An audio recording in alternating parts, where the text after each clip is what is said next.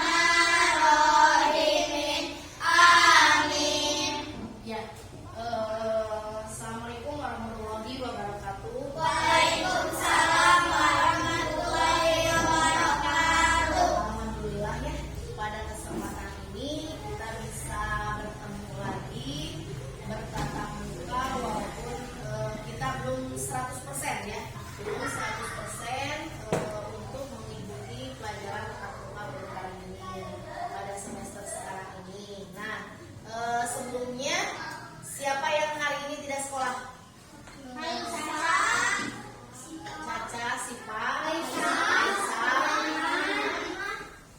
Ara, terus siapa lagi? Ilyas. Ya. Tidak ada kabar ya? Ya.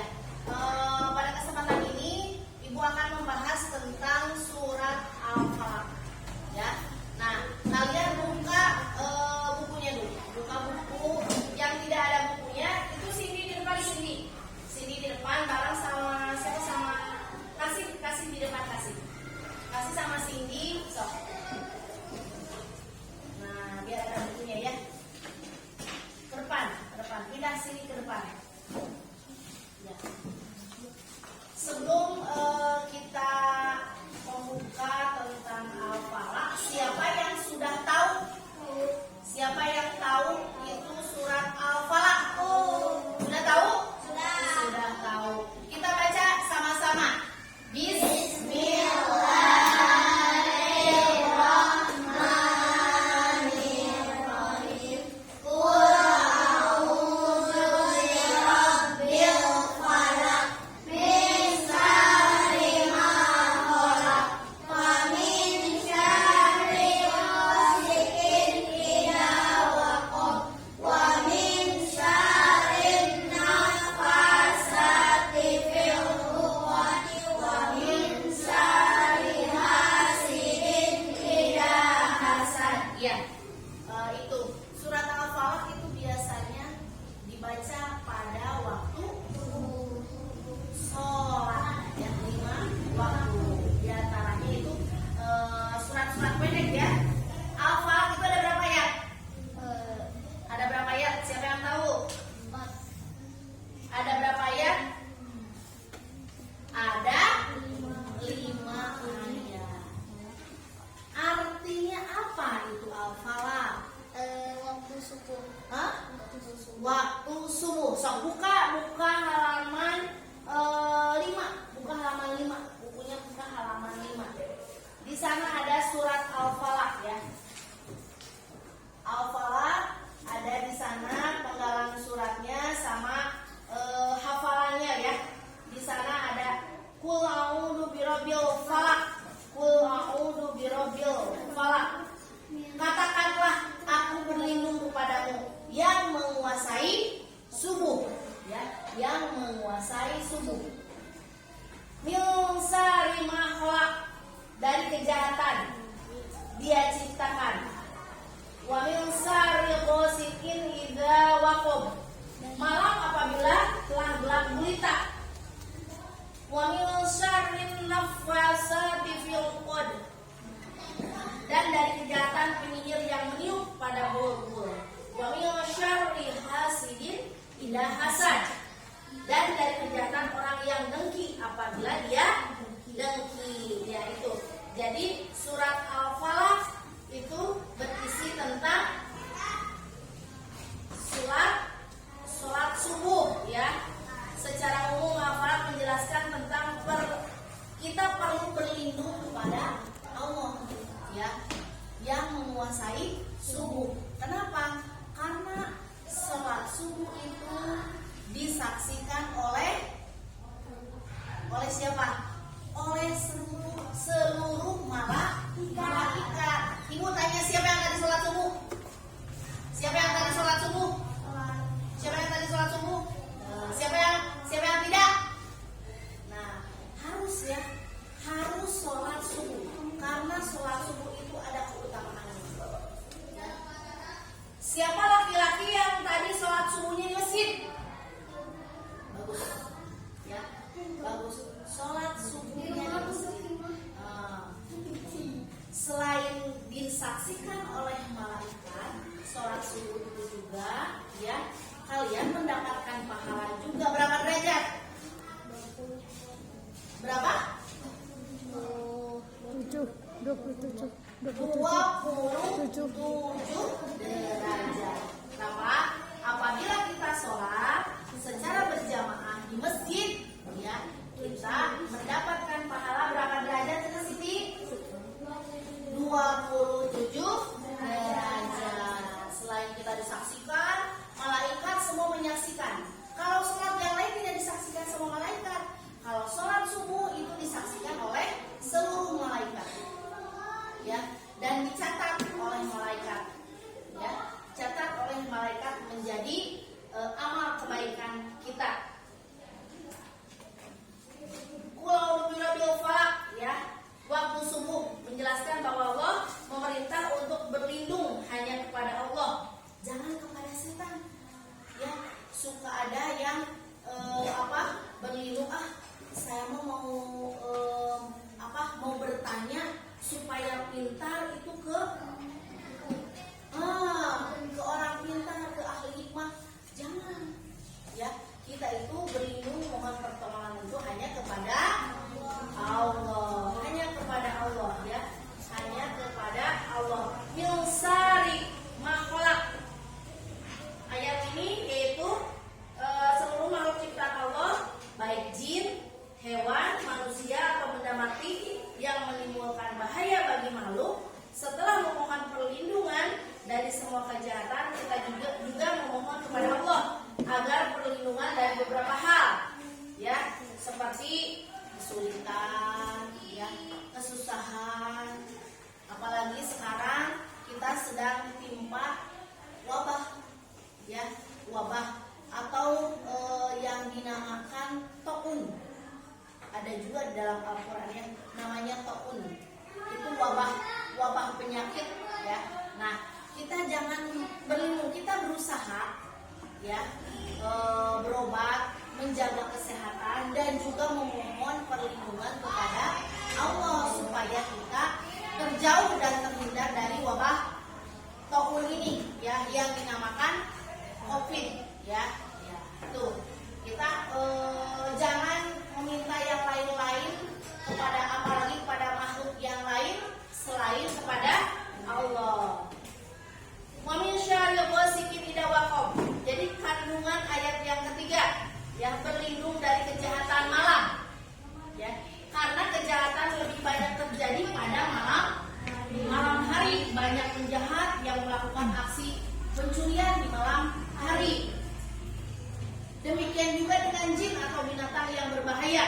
samping menghindari bahaya itu lebih sulit dilakukan pada malam hari.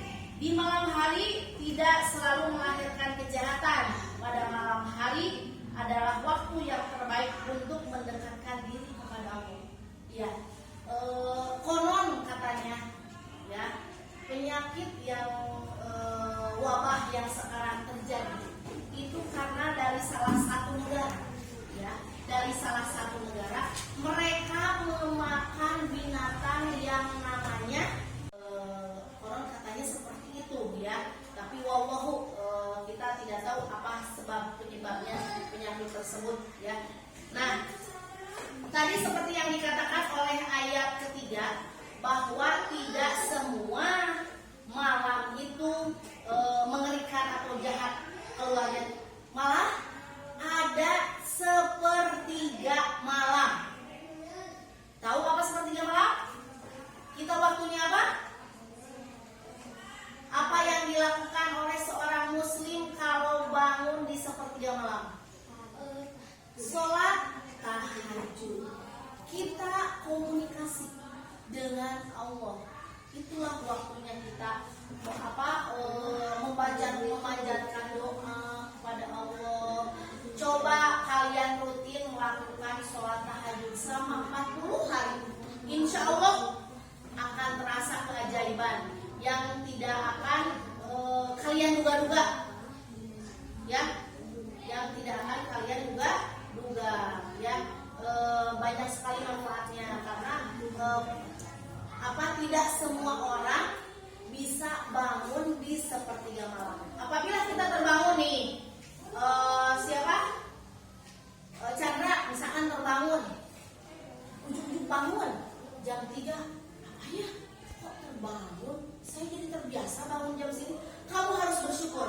Cepat-cepat pergi ke air, ambil wudhu, sholat tahajud disertai dengan sholat witir, berdoa sesudah itu. Terus baca sholawat, panjatkan doa, insya Allah. Jangan, kenapa ya tidak bisa tidur, terus buka HP main game, ya. Jangan. Oh, berarti kamu itu salah satu orang yang ditunjuk oleh Allah untuk melakukan sholat malam.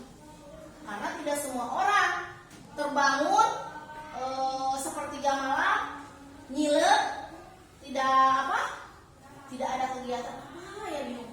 Cepatlah ambil air wudhu, sholat. Kalian akan terbiasa. Kalau sudah terbiasa bangun jam segitu, pasti dengan sendirinya seperti ada orang yang membangunkan. Pernah tidak seperti itu? Belum, nanti berusaha ya.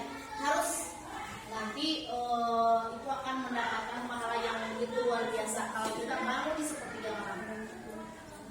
Ayat ketiga, kandungan ayat ketiga menjelaskan bahwa tukang sihir biasa membaca mantra atau jampe-jampe.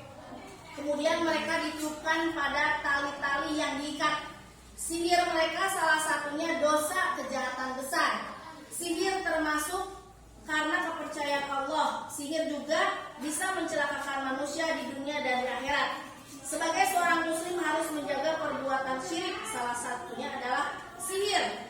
Perbuatan sihir merupakan dosa besar yang tidak diampuni, ya, yang tidak diampuni oleh Allah dan akan mendapatkan azab dari Allah. Oleh karena itu, sebagai pelajar, kalian harus sungguh-sungguh mendekatkan diri kepada Allah agar terhindar dari perbuatan-perbuatan yang tercela. Contohnya gimana sih, Bu? Siapa yang bisa memberikan contoh, Rafa? Sihir itu yang seperti apa? Santet. Apalagi?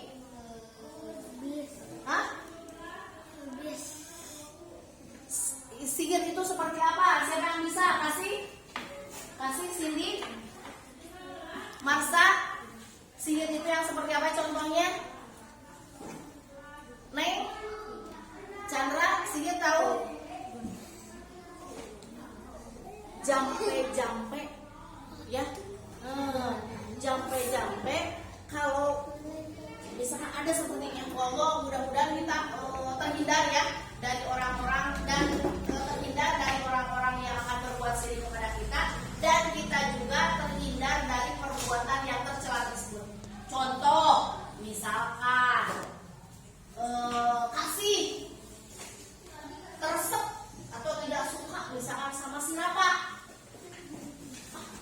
sirapa, tiap-tiap suka mencela, suka mengejek. Badai kadukun, mau kedukun supaya sirapa sina sakit perutnya. Ya, seperti itu. Datanglah misalkan kasih mbak kita sama sirapa. Kenapa? Iya, setiap ke sekolah suka mencela terus, suka kayak yang izin itulah sama kasih teh. Bah, tolong kasih pelajaran. Terus suka tersinggung gimana itu? Gitu. Tapi gini juga ya, dia sebenarnya kata dijawab karena dia lupa.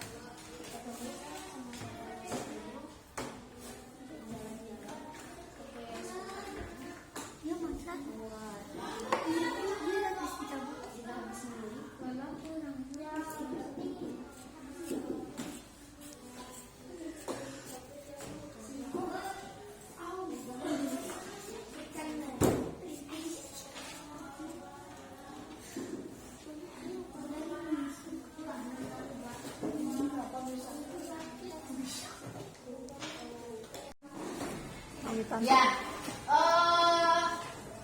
kalian tadi sudah menulis tentang surat Al-Falaq, ya. Ibu juga sudah menerangkan tentang surat Al-Falaq, arti dari surat Al-Falaq dan isi kandungan dari surat Al-Falaq. Jadi kesimpulannya adalah Al-Falaq itu adalah surat yang diturunkan di Mekah, ada 5 ayat, ya. Berisi tentang sholat subuh, seruan untuk sholat subuh, dan kita harus berlindung itu hanya kepada Allah, tidak boleh berlindung kepada selain Allah, ya. Apalagi kita berlindung selain dari kejahatan malam, ya, kejahatan dari orang-orang juga, ya. Contohnya kita kalau misalkan sedang bepergian, ada orang membaca sebelum bepergian, bacalah surat Al-Falaq, ya. Jadi supaya kita terhindar dari orang yang akan berbuat jahat kepada kita. Dan dianjurkan juga selain surat Al-Falaq itu dibaca pada waktu sholat 5 waktu, surat Al-Falaq juga dibaca ketika kita mau tidur, ya. Karena apa? Karena bisa terhindar dari sesuatu yang jahat, ya, baik itu jahat dari sihir, ya, seperti tadi yang dicontohkan. Ada juga kejahatan orang-orang yang akan berbuat jahat seperti maling, ya, kasat mata. Nah itu kita selalu memohon perlindungan hanya kepada Allah Subhanahu wa Ta'ala. Ya, demikian pertemuan kita kali ini tentang surat Al-Falaq. Minggu depan jangan lupa ya di rumah hafalkan surat Al-Falaq. Terus kalian harus hafalkan penggalan. Ya, kita minggu depan menyalin penggalan surat Al-Falaq. Ada yang ditanyakan? Ada yang ditanya tidak? Oh ya, yang cukup sekian. Billahi taufiq wal hidayah. Wassalamualaikum warahmatullahi wabarakatuh. Waalaikumsalam warahmatullahi wabarakatuh. Atas selesai.